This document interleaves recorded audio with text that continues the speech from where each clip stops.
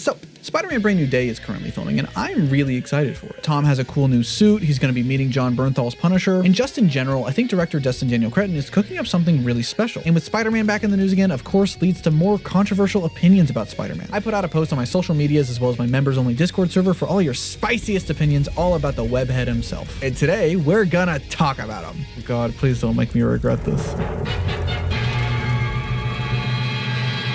This video is sponsored by Aura. Aura is an all-in-one app for online privacy, identity protection, and security. It identifies data broker sites that are selling your personal information and automatically sends removal requests to keep your information off of them. Aura helped me pull this 11-page report that data brokers have on me. It has my full name, old addresses, email addresses, phone numbers, what devices I've used, where I've lived, estimated income, and a whole bunch of stuff. And this is me we're talking about. I don't even put my last name online. My full legal name is Troy Oboyo, in case you were wondering. Companies make billions selling files like this about people without their consent, and they don't do anything to stop scammers or spammers or even stalkers from just buying it. You know all those weird and very specific spam calls you get about people pretending to be your high school friend? Yeah, that's all this. And for a while, it felt like that was the trade-off for being on the internet, to give up your privacy, but Aura is helping to make that not the case anymore. Aura scans the web to identify data brokers that are selling your information, and then it takes care of the hard part by automatically sending requests to remove your data from those sites and working to keep it off, all without you having to lift a finger. There are other services that may offer this, but none of them have the features of Aura. It has a built-in VPN, antivirus and password manager, real-time fraud alerts for credit and banking, 24/7 monitoring and support to keep your identity secure, personal alerts if your data is found on the dark web, and up to $5 million in identity theft insurance just in case anything does happen. Click the link down below to try Aura for free for 14 days and start protecting your privacy today. Thanks to Aura for sponsoring this video. The Daily Bugle is criminally underused in modern Spider-Man adaptations. I actually totally agree with this. I think the last time we've seen Daily Bugle like legitimately adapted into film was Spider-Man 3 with 2007. We haven't seen that dynamic and that cast of characters in literally like, hang on, let me do some math real quick, 18 years. That's a little weird, you know, and I really hope that Brand New Day like gets into that a little bit and we see those characters, you know, just because it's such an integral part of the Spider-Man character, and that's where so many of his supporting cast comes from, and his civilian supporting cast is super important to him. I think the reason for that is people kind of just like decided 10 years ago that nobody can do better than J.K. Simmons, and J.K. Simmons should be the only person that plays Jonah. Any movie adaptations that don't use J.K. Simmons just shouldn't even try. And like, you know, I love J.K. Simmons as Jonah. He's fucking like, that is like top tier comic book casting. But I don't think he's the only person that could ever play the character. Not by any means. You know, I really liked, Darren Norris played him in Spectacular. He was really good. And it's just kind of a bummer that like, it seems like we're trying to move away from that. Is it because like newspapers are like dying? I still think news and journalism is still important. I don't mind the modern Venom designs taken from Gargan's Venom with the white spider legs extending to the back. I agree, actually. Don't tell my buddy Xavier about this. Don't tell Godzilla Mendoza. I think Gargan's Venom actually looks pretty cool for all of the problems with that character and his writing and how wasted of a potential that was. I think the design was pretty cool. Same with like his eyes being visible along with the white Venom eyes. I think that's kind of cool. It looks kind of like an orca. It's just like a detail that like makes it creepier, you know? It's almost like a facade of a face, if that makes sense. You know, you see that in nature a lot. I would not hate to see that get adapted, you know, because I definitely think that the Tom Hardy Venom looked great, ignoring the fact that he had no white spider for some fucking reason. Say what you want about his movies as a whole, but I personally believe that the MCU Spider-Man's third acts are all leagues better than Andrew and Tobey's third acts. Granted, I really do like all the third acts of the home trilogy, if we're gonna fucking call it that, but I gotta disagree with you on that because, oh my god, oh lord, I am such a sucker for the third act of Spider-Man 1. You know, call it whatever you want, call it bias or whatever, but I think the third act of Spider-Man 1 is, oh, it's gas, baby. Because when you're watching it for the first time, you see Green Goblin take, you know, the main Spider-Man love interest to a bridge, and you think, oh shit, she's gonna die. Because usually when you watch comic book movies, you're like, oh, they're not gonna kill Lois Lane in James Gunn's Superman. There's kind of like an aura of like protection with like a lot of major characters. But then when you start bringing in the iconography of like when a character who is similar has died, that kind of goes out the window. And so that whole bridge sequence, great, and like it's super tense for that reason. And also you get the whole like the trolley problem, which I'm a firm believer that like superheroes fundamentally exist to be presented with the trolley problem and find a way to solve both. That's kind of the point of them. It's a gratification to see this impossible logical fallacy be solved in a way that's satisfying, you know? And then you fly into the abandoned building and you get like the most brutal, disgusting, painful fight you've ever seen in a superhero movie. I love that final showdown between Peter and Goblin. It's bloody and it's gross and it's grungy, it's dirty. It's disgusting. It's so Evil Dead. And that's not to say that the other third acts are bad. You know, I think the third act of Homecoming is great, but most movies don't come close to Spider-Man 1's third act for me. As much as I love Ultimate Spider-Man and vastly prefer it to the current timeline, the way Hickman utilized MJ was disappointing. I agree with this, and I don't want to clarify this by, I really do like this book. I really like this run, and I've had a good time with it.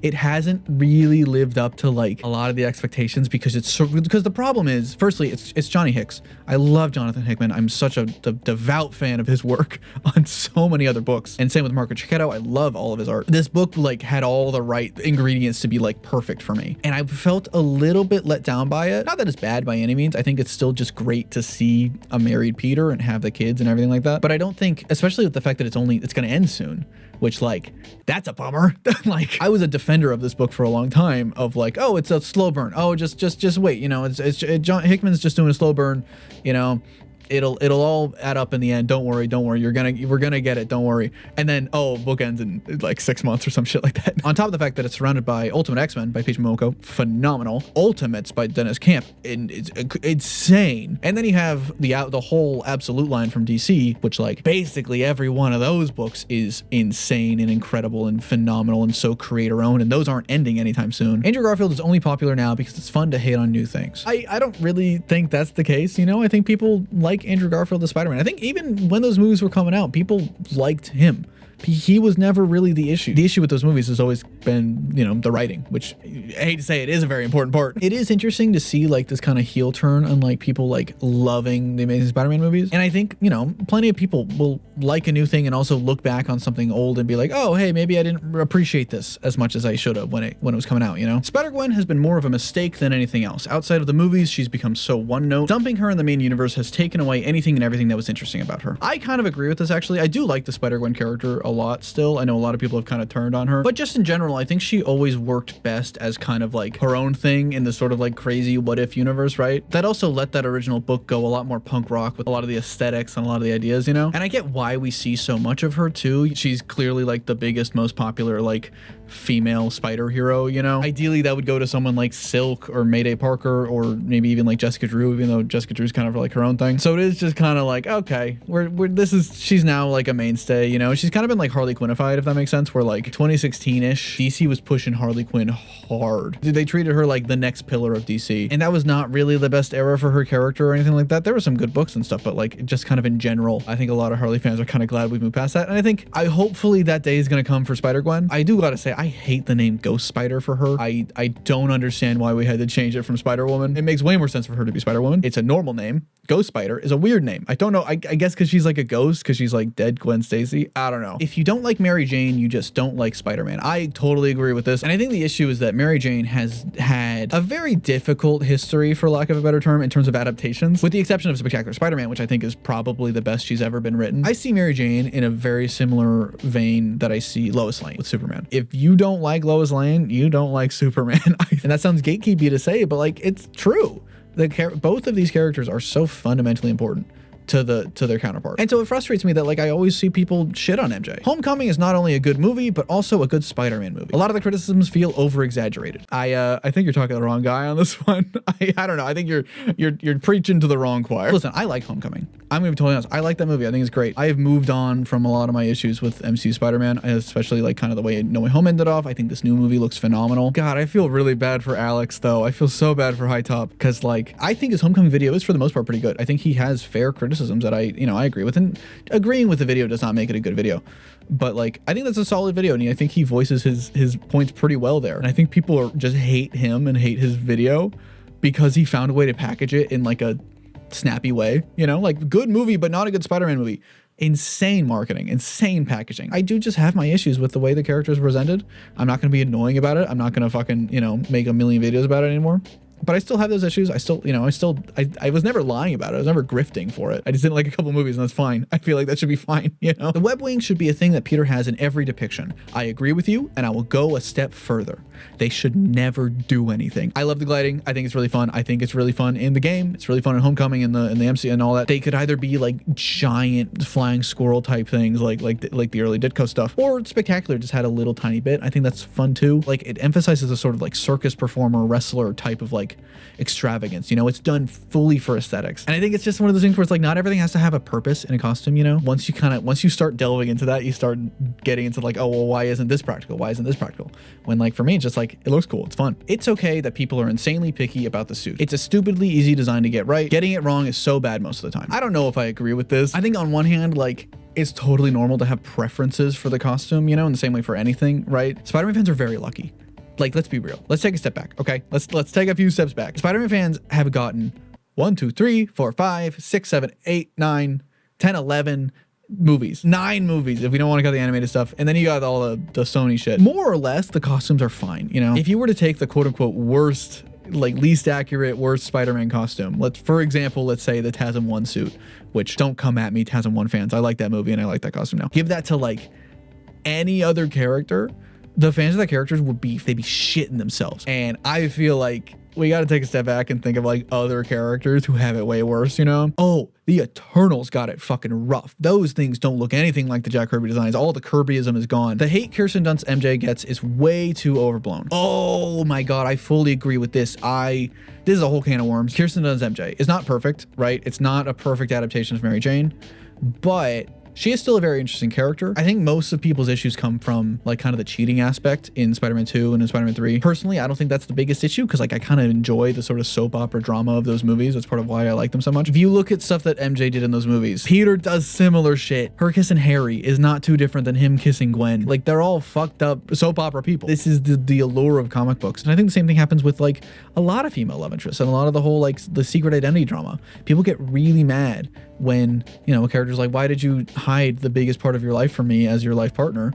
You know, you're supposed to trust me and care about me, and you're hiding a huge aspect of your life where you go out and endanger yourself and shit like that. Young Peter Parker keeps being adapted for a reason. It's fun, it's popular, it fits the character. Being young is important to the basic, stripped down, regular version of the character. I get where you're coming from with this. I think like originally a big aspect of why Spider-Man was so successful was because he was essentially a sidekick edge character, but given the spotlight and presence of a main adult character. And I think that resonated a lot with younger audiences, and it still has. However, I don't necessarily think he always has to be young, and I feel like that puts him in such a box that's very difficult to get out of, you know? And it's part of why I'm kind of gravitating towards Superman a lot more now, because that's a character that like can be young, can be, you know, 20, can be 19, can be even like in 16 in like the Smallville days and shit, but also can be 30, 40, even 60 and 70, you know? You just have way more you can do with those characters, and I kind of wish that Spider-Man was given the same luxury. Is why Ultimate, I think, is so successful and is so fresh despite all of my faults with it,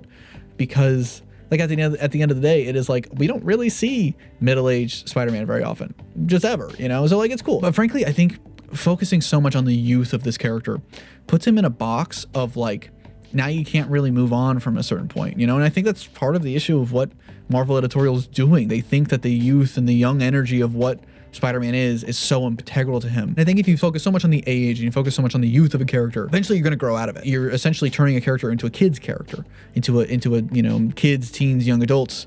And then once you turn 25, where the character is no longer relevant to you, sorry, that's not for you anymore. Go read Daredevil. Hate to say it, that's kind of what's happening to me. I feel like I'm kind of aging out of Spider-Man. Peter Parker needs to stop being written in both comics and adaptations like he's the writer's self-insert. I agree with this. I definitely think that like the relatability of Peter Parker is a very important aspect to him. It is an integral part of why he's so popular to begin with. I think people mistake relatability with this character has to be exactly like me all the time, you know? And it's not just the writers though. I see fans a lot too who say this character is supposed to represent the everyman and I'm like this, so this character should always be this. And like, I think that's a box too that's like not helpful for the character, you know? Peter Parker hasn't been an interesting character in ages because of how stuck he is in the past. I honestly don't even find adaptations fun anymore because they're all too similar. Spider-Man was ruined by how iconic he is. I agree with you here. It's not even like oh, Peter needs to be married to MJ and have kids for me to be interested in the character. I don't think that. But like Spider-Man is the face of a company. Spider-Man is a brand now. He is Mickey Mouse.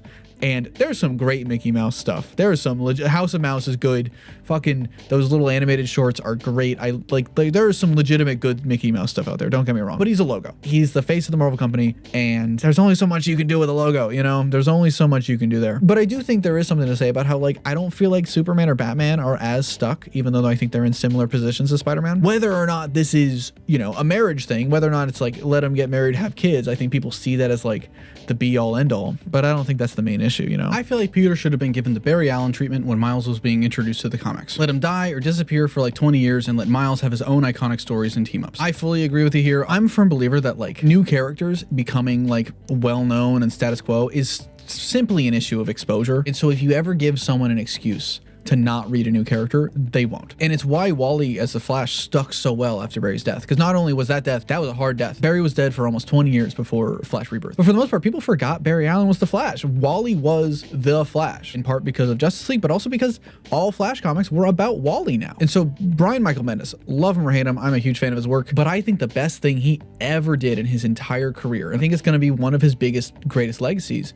is the fact that he did not let up with Miles. He knew that he was Brian Michael Bendis. He was a rock star writer that people would read and his books would sell no matter what. And so he kept on pushing Miles. That meant that people read Miles. People got connected to Miles. People liked Miles.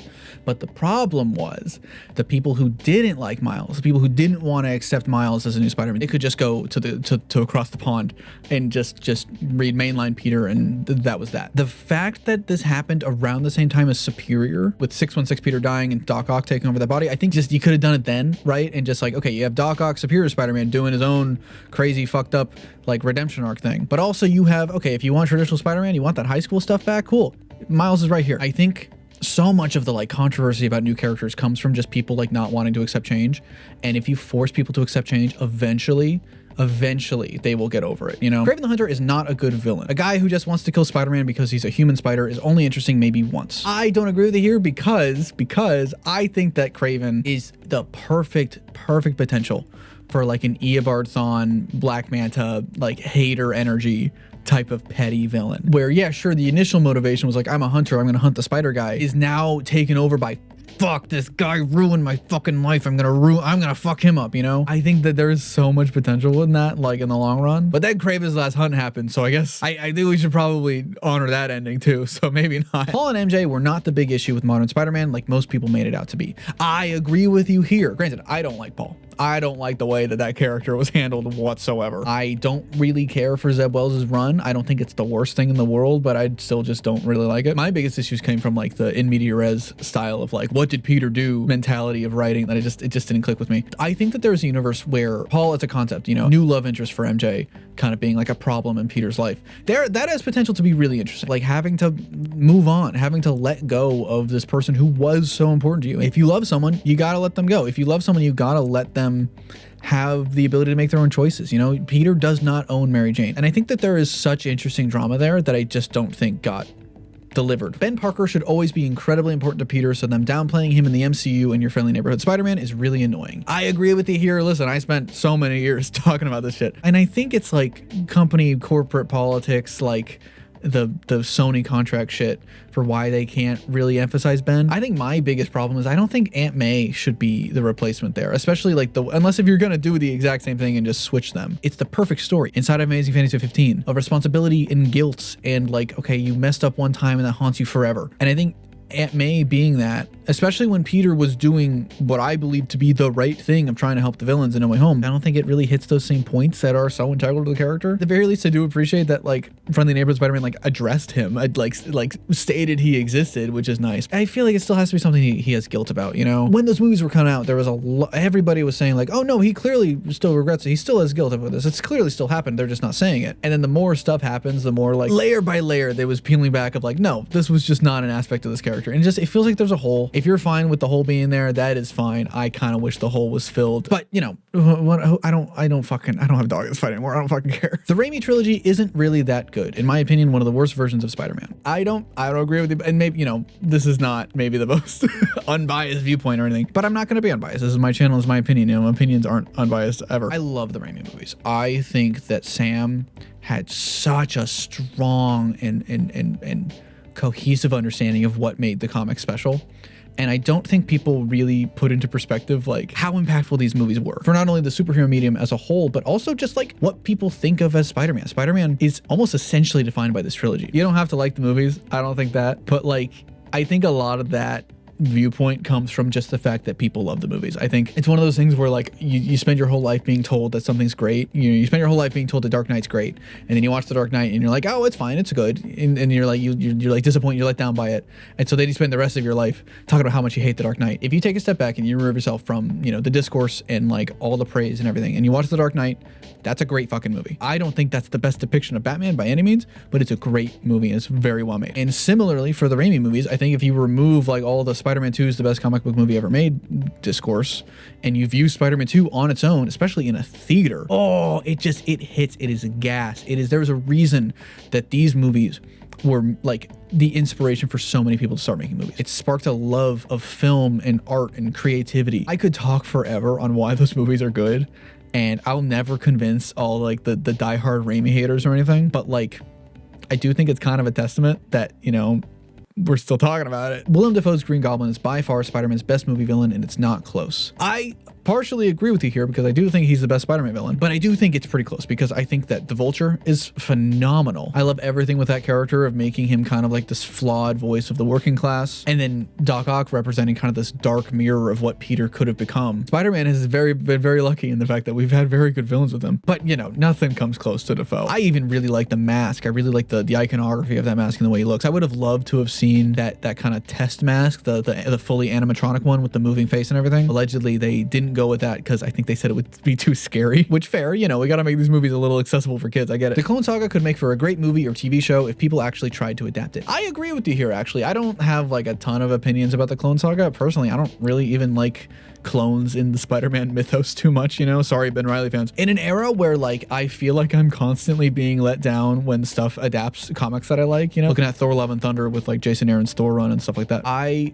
kind of want to see more quote-unquote bad comics get adapted. It's part of why I like No Way Home so much. I think the ending of that is very clearly an adaptation of One More Day, but it does it well. It does it great even, and I don't think we have to write off ideas entirely just because like the first go around didn't work. I think that's the beauty of adaptations, is getting a second chance for things that maybe weren't received the best the first time. You know what I'm saying? YouTubers that use bi-monthly Spider-Man videos to save their plummeting video popularity are generic and predictable. This is a dig against me. I feel like I haven't made that many Spider-Man videos lately, but all right, I guess I won't do it anymore. Red and blue is leagues better than red and black. I agree with you here. I'm a sucker for like the iconography, I think red and black looks cool. Like it's just because, the color combo always looks cool. And obviously the original design was meant to be red and black. I think like it just has such an iconography to it that like that's what the character looks like, like that's Spider-Man, I do think red and black for Spider-Man 2099 though is essential because like the story itself says that it's red and black. I think people get very defensive about that. I think red and black looks way cooler for that character. Anyone can wear the mask is a stupid message. The whole point of Spider-Man is that he's a self-sacrificing person, not someone who does it for the thrill. I don't agree with this at all. Firstly, I think the anyone can wear the mask mantra is for people to feel represented and feel empowered by a superhero, In the same way like the new Superman movie is the kindness is the new punk rock. Punk rock has always been about kindness, but like it's just a saying. It's just a